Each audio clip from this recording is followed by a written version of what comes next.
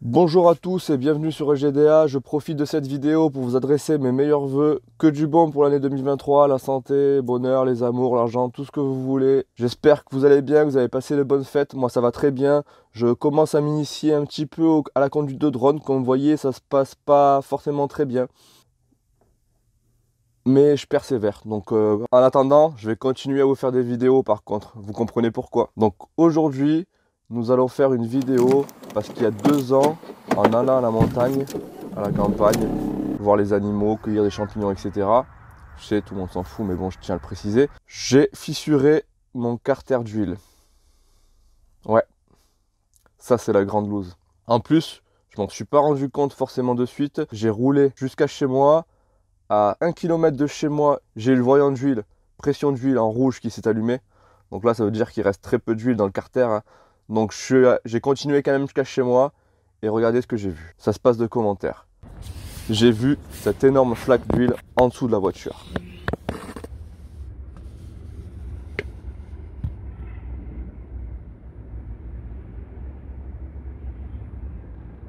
Donc là, j'avais compris que j'avais fissuré mon carter, pour ça que j'avais le voyant rouge sur ma voiture. Donc là, quand ça t'arrive, t'es bien emmerdé quand même. Donc première chose que j'ai faite, c'est d'essayer de localiser la fuite. Donc je l'ai rapidement localisé.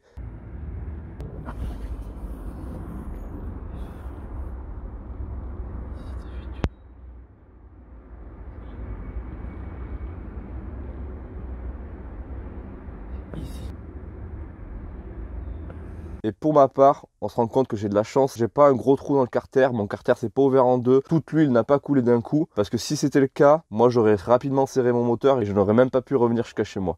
Donc là, on voit qu'on a des légères fissures sur le carter. Plutôt que de changer le carter d'huile, parce qu'il va falloir que je le commande, que j'attende la pièce, donc ça va prendre un certain temps avant que je puisse reconduire avec ce véhicule, j'ai décidé d'utiliser une pâte de réparation qu'on trouve chez Noroto. Donc c'est une pâte qui coûte une dizaine d'euros, que vous trouverez dans n'importe quel magasin automobile en fait, hein. C'est des pâtes très communes, hein. Il n'y a pas de spécificité ou quoi que ce soit. Ça s'appelle pâte à réparer universelle en mastic époxy. Si vous cherchez, je vous mettrai des références similaires en bas dans la description. Donc voilà, plutôt que de changer le carter, on va utiliser cette pâte ici. Donc pour l'utiliser, c'est très simple. Il faut déjà s'assurer bien sûr qu'il n'y ait plus d'huile dans votre carter moteur. Donc comme moi, tout est tombé, je n'ai pas besoin de préoccuper, sinon vous vidangez le reste, hein, tout simplement. Vous vérifiez que la partie sur laquelle appliquer cette pâte est vraiment propre. Donc vous prenez le temps de nettoyer la partie en question. S'il y a de l'huile sur la partie que vous voulez réparer et que vous appliquez votre pâte, ça ne marchera pas, hein. C'est clair que ça ne va pas tenir. Donc préparez bien la surface sur laquelle vous allez appliquer la pâte. C'est très important. Ensuite, vous avez cette pâte-là que vous sortez. Hop.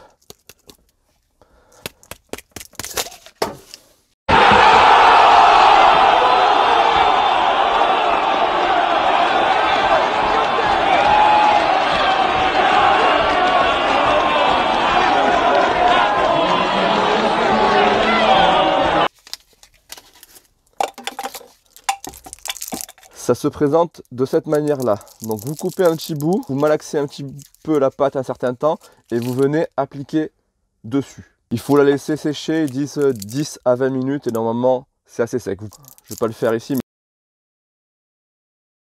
Cas pratique, on va percer un petit trou dans cette plaque en acier.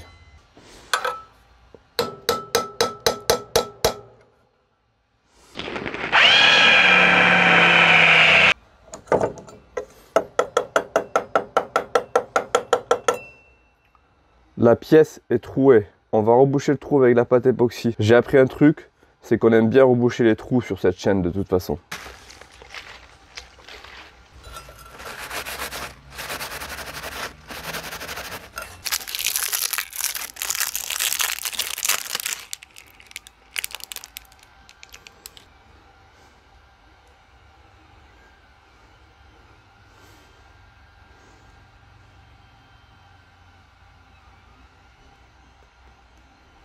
Là, il faut bien malaxer la pâte. Et une fois que vous avez bien malaxé la pâte, vous appliquez la pâte au niveau de votre réparation.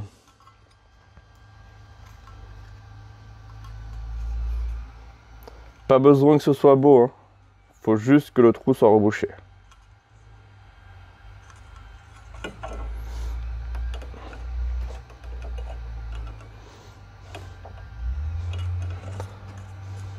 Le mieux, c'est de prendre appui sur la plus grande surface autour de votre impact pour que ça tienne bien.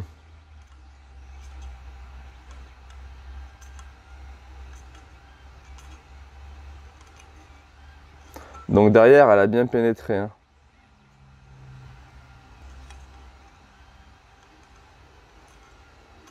On se retrouve d'ici une dizaine de minutes pour voir ce qu'il en est. On est 15 à 20 minutes plus tard et déjà la pâte a bien durci, hein. C'est carrément dur comme de la pierre. Et derrière, vous voyez, ça a bien pris. Et ça a bien bouché le trou, comme il faut. Donc voici un petit peu pour le principe de fonctionnement et d'application de la pâte. On nettoie bien la surface, on malaxe la pâte, on rebouche et on attend quelques minutes. Vous pouvez même travailler, c'est-à-dire après temps de séchage, vous pouvez même travailler et poncer la pâte. Moi je ne l'ai pas fait, c'est pas nécessaire. Mais si vous avez envie, mais l'esthétique, franchement, je m'en... Moi j'ai fait un gros pâté, comme vous pouvez le voir.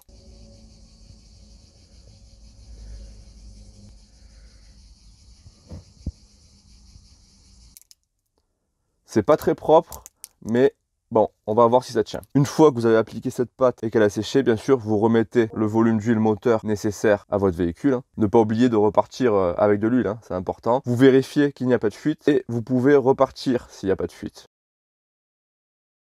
Donc ça fait un certain temps que ça m'est arrivé, ça fait quasiment 2 ans. Donc le but de la vidéo, c'est de vous montrer un petit peu, de vous expliquer le fonctionnement de la pâte, ça c'est fait, mais de vous montrer également qu'est-ce qu'il en est 2 ans après. Est-ce que la réparation a tenu? Est-ce que j'ai dû remettre de la pâte?